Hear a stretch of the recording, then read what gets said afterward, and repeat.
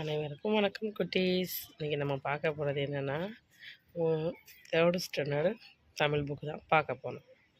அழகு 1 நம் நினைவில். நம்மளோட நினைவில் என்னப்பா இருக்கும், நம்ம நினைவில் என்னென்ன இருக்கும் அப்படின்றத பற்றினது தான் இந்த பாடம். ஃபஸ்ட்டு வந்து அவங்களோட பேர் என்னது, அவங்களோட பேர் என்னதுப்பா? என் பேர் வந்து அப்சாபானு. அப்போ உங்களோட பேர் என்னது? அந்த இந்த டேஸில் உங்களோட நேம் எடுத்து எழுதிக்கணும். அதுக்கடுத்து எனக்கு பிடித்தவனின் பெயர். எனக்கு பிடிச்சவங்களோட பேர் யாருன்னு கேட்டால் அம்மான்னு எழுதியிருக்கேன். எனக்கு அம்மா தான் ரொம்ப பிடிக்கும், அதனால் அம்மாவோட பேர் எடுத்து எழுதியிருக்கேன். எனக்கு பிடித்த விளையாட்டு வந்து கண்ணாமூச்சி. எனக்கு கண்ணாமூச்சி விளையாடுறதுக்கு ரொம்ப பிடிக்கும், அதனால் கண்ணாமூச்சின்னு எழுதியிருக்கேன். உங்களுக்கு யாரை பிடிக்குமோ அவங்களோட நேம் எடுத்து எழுதுங்க. உங்களுக்கு என்ன விளையாட்டு பிடிக்குமோ அந்த விளையாட்டை எடுத்து எழுதுங்க. அதுக்கடுத்து என் வகுப்பில் எனக்கு பிடித்தது. என் வகுப்பில் வந்து எனக்கு பிடிச்சது என்ன, அதாவது இதில் என்ன சொல்கிறாங்கன்னா, நம்மளுக்கு எது பிடிக்கும், நம்ம கிளாஸ் ரூமில் என்னென்ன செய்யலாம் அப்படின்ற மாதிரி கேட்டிருக்காங்க. என் வகுப்பில் எனக்கு என்ன பிடிக்கும், படிக்கிறது பிடிக்கும். கிளாஸ் ரூமில் வந்து ஃப்ரெண்ட்ஸ்களோடு சேர்ந்து ஜாலியாக இருக்கிறது பிடிக்கும், அந்த மாதிரி சொல்லலாம். அடுத்து வந்து வகுப்பில் மாற்ற விரும்புவது. என் வகுப்பில் என்ன எனக்கு பிடிக்கலையோ அதை மாற்றினா நல்லாயிருக்கும்னு நான் நினைக்கிறேன். இப்போ வந்து சார்ட்டு, குழந்தைங்களுக்கு வந்து கற்பனை திறனை வளர்க்குற மாதிரிக்கு நிறைய சார்ட் இதெல்லாம் வரைஞ்சி ஓவியங்கள்லாம் வரைஞ்சி ஓட்டினா அழகாக இருக்கும்னு நான் நினைக்கிறேன். அந்த மாதிரி உங்களுக்கு எது பிடிக்குதோ, எதை மாற்றணும்னு நினைக்கிறீங்க அதை மாற்றலாம். நான் விரும்பி செய்கிறது என்னன்னு கேட்குறாங்க. நான் வந்து ரொம்ப விரும்பி செய்கிறது படம் வரைகிறது வந்து ரொம்ப பிடிக்கும், அதனால் நான் படம் வரைகிறேன். அதே மாதிரி நான் கற்றுக்கொள்ள விரும்புவது என்னன்னு கேட்டிருக்காங்க. நான் கற்றுக்கொள்ள விரும்புவது என்ன, எனக்கு கணக்கு கற்றுக்கணுன்னு ஆசையாக இருக்கும், இல்லை சயின்ஸ் கற்றுக்கணுன்னு ஆசையாக இருக்கும். ஒவ்வொருத்தவங்களுக்கும் ஒவ்வொரு படிப்பு பிடிக்கும் இல்லையா, அந்த மாதிரி எனக்கு பிடிச்சது என்னென்னா கணக்கு. அந்த மாதிரி உங்களுக்கு என்ன படிக்க பிடிக்குதோ அதை நீங்கள் எடுத்து எழுதிக்கிடலாம். சரியா? அடுத்து பாருங்கள், இன்று எனது உணர்வு. இன்று வந்து என்னுடைய உணர்வு. இன்றைக்கி வந்து என்னோடய உணர்வு எப்படிப்பா இருக்குது அப்படின்னு கேட்டிருக்காங்க. இன்றைக்கி வந்து நான் வந்து மகிழ்ச்சி. இப்போ வந்து நம்ம ஒரு இடத்துக்கு போனால் ரொம்ப சந்தோஷமாகவும் மகிழ்ச்சியாகவும் இருக்கும். ஒவ்வொரு இடத்துக்கு போனோம்னாக்கா ஆச்சரியமாகவும் வியப்பாகவும் இருக்கும். ஒவ்வொரு இடத்துக்கு போனால் ஐயோ எனக்கு இங்கே போகவே பிடிக்கலன்னுவோம். ஒவ்வொரு இடத்துல வந்து அழுக கூட வந்துடும், நம்ம இங்கே போயே ஆகணுமா அப்படின்னு அழுக கூட வரும். ஒவ்வொரு டயத்தில் வந்து அச்சமாக இருக்கும். அச்சம்னா என்னது, பயமாக இருக்கும். ஐயோ இங்கே போகணுமா அப்படின்ற மாதிரி பயமாக இருக்கும். அந்த மாதிரி இன்றைக்கி ஸ்கூலுக்கு வந்து ஸ்கூலுக்கு வரீங்கன்னா உங்களுக்கு வந்து திடீர்னு ஸ்கூலுக்கு போகிறதுக்கு வந்து ஒவ்வொருத்தவங்களுக்கும் பிடிச்சிருக்கும், அதனால் மகிழ்ச்சியாக கிளம்புவோம். ஒவ்வொருத்தவங்களுக்கும் பிடிக்காது, அதனால் அழுதுகிட்டே கிளம்புவோம். ஒவ்வொருத்தவங்க அழுதுகிட்டே கிளம்புவோம்.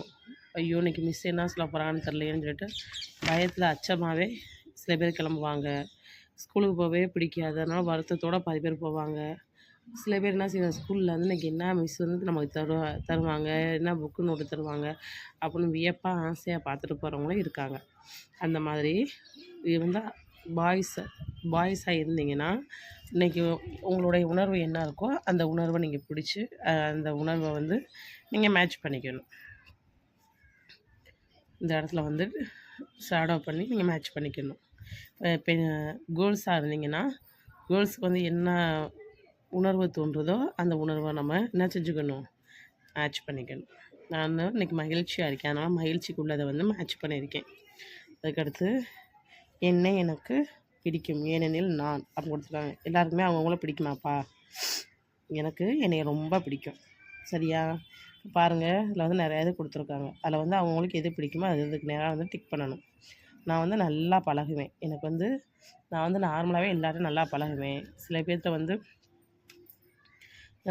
தெரிஞ்சவங்க தெரியாதவங்க அப்படின்னு தெரியாதவங்களாலும் நான் நல்லா பழகுவேன். அதனால் நான் நன்கு பழகுவேன்றதுக்கு வந்து டிக் பண்ணியிருக்கேன். நன்றாக பேசுவேன்னா நான் எல்லாருமே நல்லா பேசுவேன் அப்படின்னா நான் எல்லாருமே நல்லா பேசுவேன். அதே மாதிரி சில பேர் வந்து யார்கிட்டையும் பேச மாட்டாங்க, சில பேர் எல்லாரும் நல்லா பேசுவாங்க. யார் நல்லா பேசுவீங்களோ அவங்க அதுக்கு நேரம் டிக் பண்ணிக்கலாம். என் உணர்வே சொல்வேன்.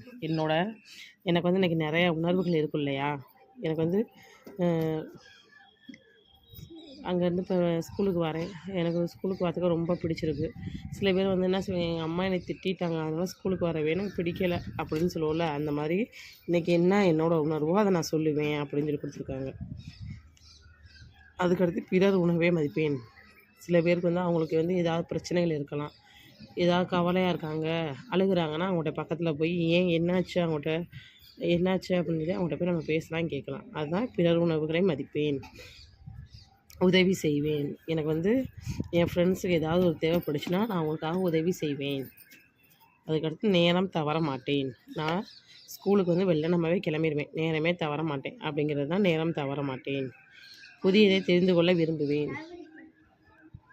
புதியதை தெரிந்து கொள்ள விரும்புவேன். அந்த மாதிரி புதியதை தெரிந்து கொள்ள விரும்புவேன். எனக்கு எது எதெல்லாம் பிடிச்சிருக்கோ அதை நான் தெரிஞ்சுக்கணுன்னு ஆசைப்படுவேன். அதுதான் கொடுத்துருக்காங்க. இதெல்லாம் என்னுடைய உணர்வுகள். எனக்கு எல்லா உணர்வுமே எனக்கு ரொம்ப பிடிக்கும். இது எல்லாமே எனக்கு பிடிச்சது. அதனால் நான் எல்லாத்துக்குமே நான் டிக் பண்ணுறேன். அதே மாதிரி உங்களுக்கு என்னென்ன தேவைப்படுதோ அதை நீங்கள் வந்து டிக் பண்ணிக்கிடலாம். அனைவருக்கும் பொருந்தும் குறிப்புகளுக்கு மட்டும் டிக் செய்ய வேண்டும். இது கொடுத்துருக்காங்க. அதுதான் இப்போ நான் சொன்னேன்ல, அதுதான் இதில் இருக்குது எல்லாமே. அதுக்கடுத்து நான் தனித்துவம் உடையவர், என்னை போல யாரும் இல்லை அப்படின்னு கொடுத்துருக்காங்க. இந்த இடத்துல வந்து இப்படிக்குன்னு கொடுத்துருக்காங்க. வந்து என்னோடய பேர் எடுத்து எழுதியிருக்கேன். உங்களுக்கு உங்களோட பேர் எடுத்து எழுதிக்கங்க. நன்றின்னு கொடுத்துட்டாங்க.